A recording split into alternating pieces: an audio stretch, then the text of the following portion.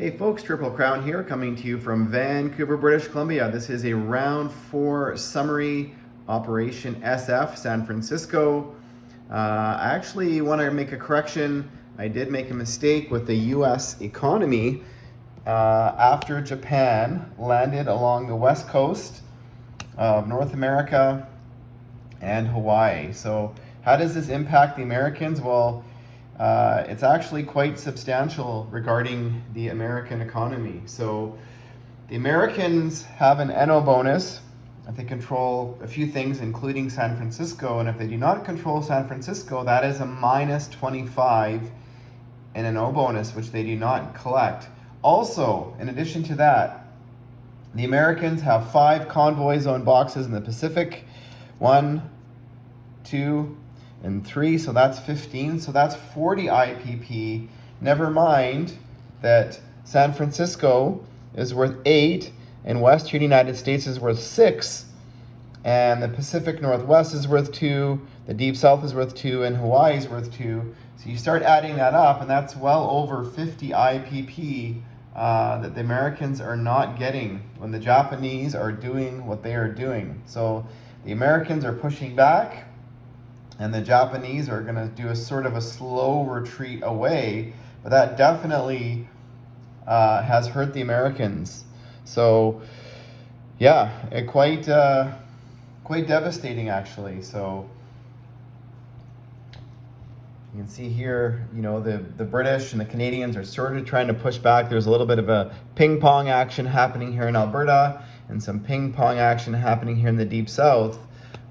So what's going to happen? The Americans are building ground units, so they're eventually going to push the Japanese away from North America.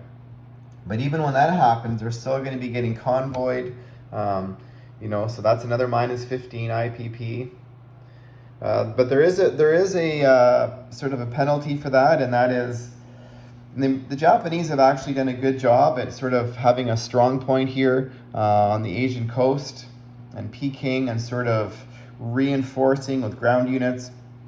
The CCP has had a major battle there, and they lost most of their units, and the KMT is sort of pushing towards the coast, but they do not want to get too close towards the coast, because then that's going to put them in range of all the Japanese transports, which are now migrating back towards Tokyo. So they're just kind of, but I think they're making, about 17 or 18 IPP a turn, the KMT, so they're quite healthy.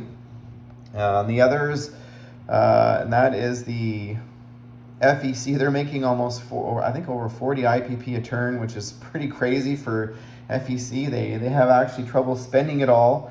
So they were buying tanks and tactical bombers, so their economy is quite healthy. They control basically all the money islands with Anzac, and Anzac's making well over, I think they're making 25 IPP a turn with all their bonuses, so they are quite healthy. They're building escort carriers, which when they're doing that, they are healthy. So is this going to come back later and haunt the Japanese? Well, we'll see what happens. Currently, the Russians and the Japanese are at peace. No one has attacked anybody. Now over here in Africa, the South Africans and Anzac have captured Eastern Africa, so the Italian territories are slowly being gobbled up.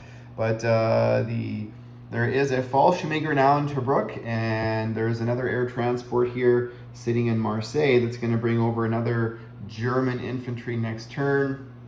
Both the Italians and the British continue to build navies, so it's a pretty good stack. Nobody wants to attack anybody.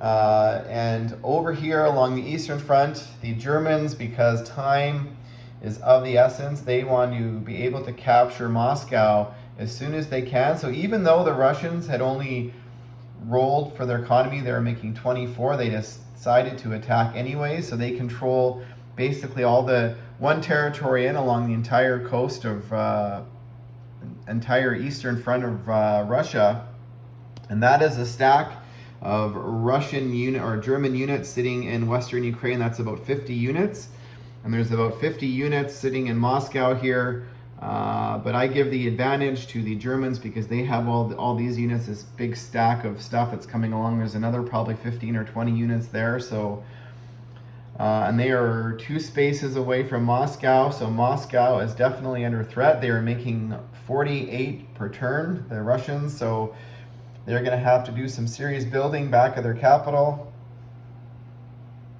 A bit of a standoff here, and nothing's happening yet much in the Pacific. The Germans slowly starting to bulk up and build infantry in Western Germany and also in Paris. The Americans have come down and taken or annexed Brazil and also Mexico, and they are building fast movers. So there's 3 tanks there sitting in the deep south and another 4 infantry, and over here in Washington they've got another 4 armor, 2 artillery and 2 mech, and a couple infantry up here. And the Canadians and the British, they've got another 4 ground units that are designated to head west next turn. And the American fleet is just still sitting here just east of Panama, waiting or wanting to get back into the fight in the Pacific. So we'll see what happens there. The British control the entire Middle East and Syria now. And just something to point out, this is a 5 NO bonus for the British. And the Commonwealth now have, I think it's 8 naval transports on the board. So that is a pretty good NO bonus for almost all of the Commonwealth nations. It's 5 for the British, 2 for the Canadians, 2 for the FEC, 2 for ANZAC, and 1 for South Africa. So that's like a 15 IPP swing for the Allies when they control the Middle East and have 8 naval transports in gameplay. So the Allies are doing well in their economy, but the Germans are also threatening Moscow. So who has the upper hand? I guess time will tell. Thanks for watching, folks. Stay tuned for round 5.